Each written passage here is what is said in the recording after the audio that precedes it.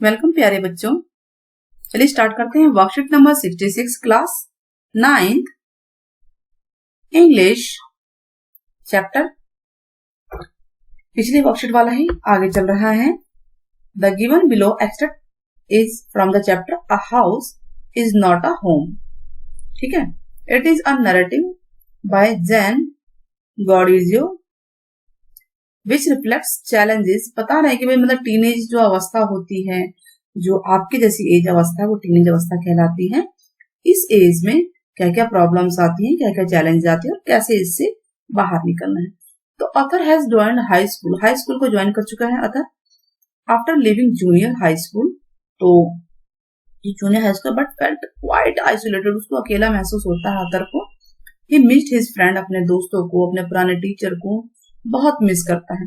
One day when he was at home with his pet cat, अपनी cat के साथ होता है ऑथर, प्यारी सी बिल्ली होती है, अपनी मदर के साथ।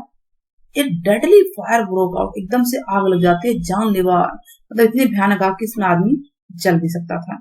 एनगल्फिंग द हाउस, जिसने पूरे घर को निगल लिया। दे क्विकली रेन आउटसाइड, बाहर भागे वो सब। But his mother went inside, उसकी मम्मी दोबारा घर में गई। To save pictures and letters of his late father, क्योंकि उसके पिताजी नहीं रहे थे। तो आग से उसके पिताजी की पिक्चर्स को, लेटर्स को बचाने के लिए दोबारा घर में गई।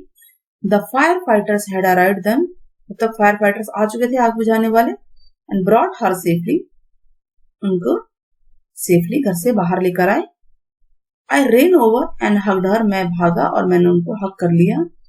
All those time I ever argued with her, मैं उनसे आर्ग्यू ही करता रहा, हेट करता रहा कि तुम अंदर क्यों गई।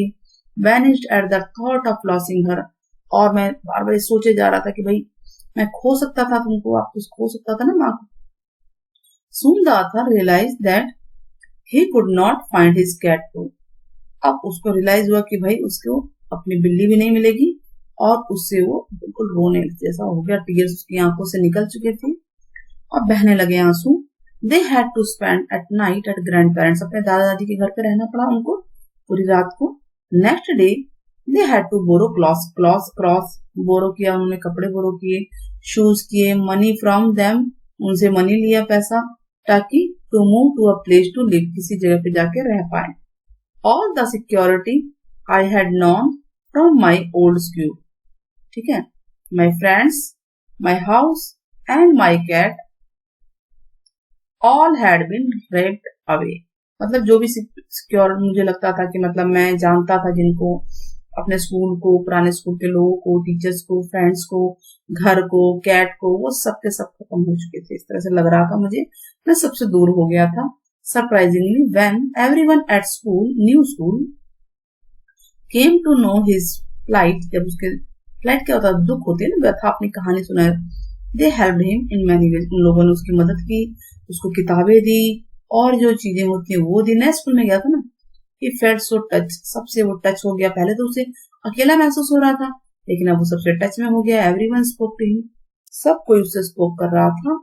Genuinely out poured their concern for him, और सब कोई उससे अटैच हो चुके थे।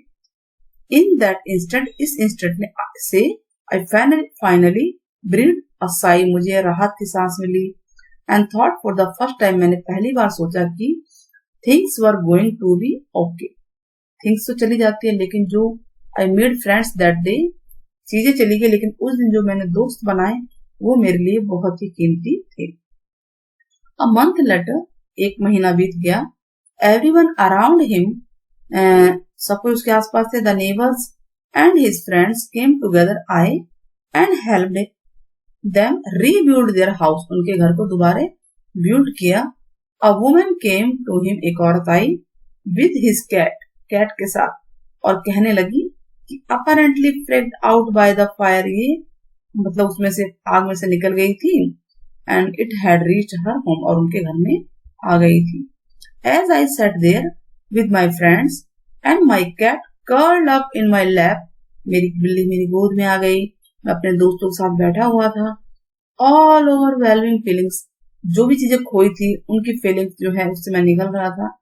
Tragedy seem to be diminish, वो सब धीरे धीरे खत्म हो रही थी क्योंकि दोस्त, मेरी प्यारी सी बिल्ली और सब कुछ ऐसा लग रहा था सब मुझे वापस मिल रहा है। I felt gratitude for my life, मैंने अपनी लाइफ का आभार प्रकट किया, नए दोस्तों का और जो भी स्ट्रेंजर थे जिन लोगों ने हम पे दया की, हेल्प की, उन सबका मैंने आभार प्रकट किया। And loud pure to my beloved cat, और मैंने अपनी बिल्ली को बहुत प्यार किया। My cat was back and so I was, मेरी बिल्ली भी वापस आई और मैं भी वापस आया। इस लाइन का मीनिंग हम क्वेश्चन में करेंगे, क्या मतलब है इसका। विच ऑफ द क्वेश्चन, चलिए question number 1, which of the statement is not true. The author was enjoying the holiday school, नहीं, not true. The author and his mother had to spend the night, grandfather के, हाँ true है।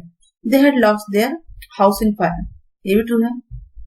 क्या renovate हो रहा था उनका घर, नहीं, वो तो रीबिल्ड हो रहा था, तो यही गलत है। तो फर्स्ट एंड फोर्थ, इससे पूछा नॉट ट्रू कौन सा है, तो ट्रू मत लगा देना, 1 एंड 4th नॉट ट्रू है, ठीक है। Which of the following word does not correspond to the word flight. Flight होता है दुख, ट्रबल भी वही है, डिसकंफर्ट भी वही है, जॉय तो खुशी होती है, वरी चिंता होता है, तो यही है जो इससे कॉरस्पॉन्ड नहीं करता है। Question number 3,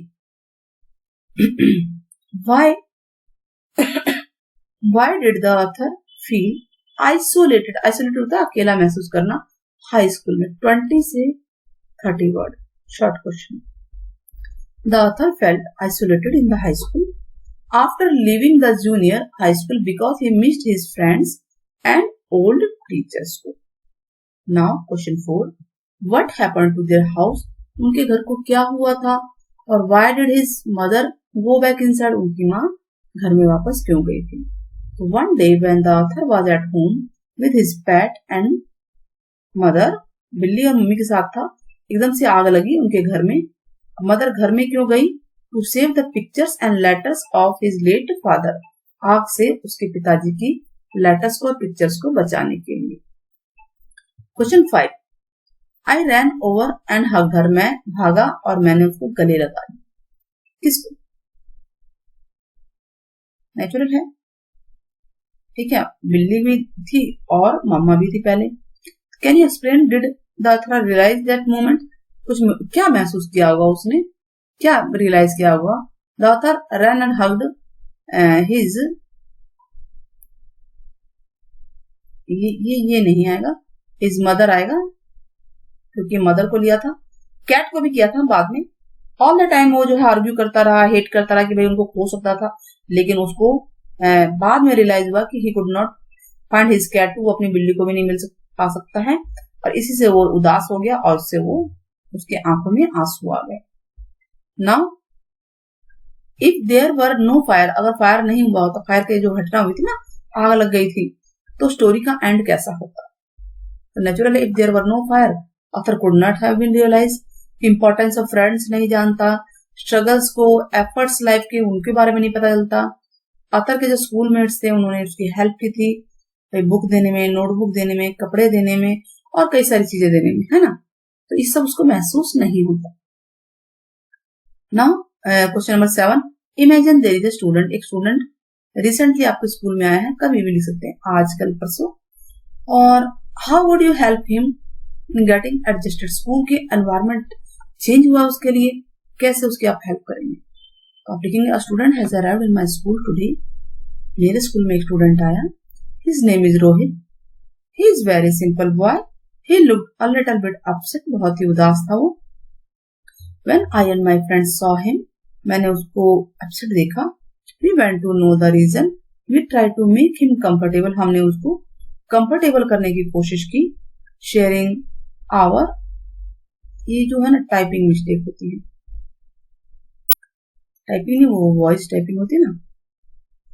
comfortable by sharing our experiences in the school and our friends, we shared our lunch with him and make him comfortable in the class, we introduce ourselves first then asked him, सबसे पहले हमने अपना introduction दिया, फिर हमने उससे उसका नाम पूछा, उसके पुराने दोस्तों के बारे में, then we try to know the reason of being upset, कि वो उदास क्यों है। He told us that he was missing his old school and old friends very much. वो अपने स्कूल को, पुराने दोस्तों को बहुत याद कर रहा है. He was upset, इसीलिए upset है. But we said him that he will soon mix up with us. हमसे वो mix up हो जाएगा and enjoy the school environment because all the classmates are of very nice nature. सारे लोग जो हैं क्लास के जो साथी दोस्त हैं सब अच्छे नेचर के हैं. टीचर भी बहुत हेल्पफुल है. After a couple of hour, कुछ घंटों के बाद, ही बिकेम कंफर्टेबल, वो कंफर्टेबल हो गया और सभी क्लास फेलोज के साथ मिक्सअप हो गया. तो इस तरह से आपने मदद की ना उसकी नए एनवायरमेंट में एडजस्ट होने में. नेक्स्ट क्वेश्चन देखिए. Do you agree with the author when he said my cat was back and so I was? क्या इससे आप एग्री हैं? ओपिनियन देना है. 100 से 120 वर्ड, ये भी लॉन्ग क्वेश्चन है, 7th की तरह ही. चलिए देखते हैं. My cat was back and so I was. मेरी बिल्ली भी वापस आ गई एंड मैं भी. इसका मतलब यह है कि he had found his cat, उसको उसकी बिल्ली मिल चुकी थी ऑथर को. And he himself had a new outlook. Life का नया आउटलुक, उसका मतलब दृष्टिकोण लाइफ के प्रति नया हुआ था. He got his cat back, उसने अपनी बिल्ली को वापस प्राप्त किया. After he had lost all the hope of finding it, उसकी आशा खो चुका था ना, उसे लगा कि बिल्ली आग में खत्म हो चुकी है. He said that he was also back. उसने ये इसलिए कहा कि वो क्यों बैक हुआ, because he had a feeling of gratitude for his life. अपनी लाइफ के लिए अब आभार प्रकट करता था कि मेरी लाइफ बहुत अच्छी है, मैं आभार प्रकट करता हूँ दोस्तों का, पड़ोसियों का, जिन्होंने भी हेल्प की. The author felt isolated. देखिए हाई स्कूल में बहुत अकेला महसूस कर रहा था जब उसने जूनियर स्कूल को खोया, क्योंकि छोड़ा था. भाई बड़े स्कूल में तो जाना है ना पास होके. अब अपने दोस्तों को, पुराने टीचर को मिस कर रहा था. Earlier he had a feeling of insecurity. भाई इससे पहले उसको इनसिक्योरिटी की फीलिंग थी और ये भी था कि नया स्कूल कैसा होगा. लेकिन आगे की घटना के बाद द जेनरसिटी, और जो उसके नए दोस्त बने वो बड़े उदार दिल के थे और उसकी रिटर्न हो गई, कैट भी वापस आ गई. उसका आउटलुक लाइफ के प्रति बिल्कुल चेंज हो गया. As he started participating in life, life की चीजों में वो भी भाग लेने लग गया. He felt that he was back, उसे लगा कि वो वापस आ चुका है. वापस मतलब कि वही पुराना ऑथर जैसा पहले था. The poet wants two point out करना चाहता है कि life without affection and care is useless. एक दूसरे के प्रति सहानुभूति, प्रेम, केयर होनी बहुत जरूरी है. तो आप भी कीजिएगा और साथ में बताइएगा कि जब उनके घर में आग लगी तो वो कहाँ रुके थे. कमेंट बॉक्स में जरूर बताना है आपको और हम आपके कमेंट का इंतजार करेंगे. Take care, bye bye. फिर मिलते हैं. शेयर और सब्सक्राइब प्लीज प्लीज प्लीज जरूर कीजिएगा.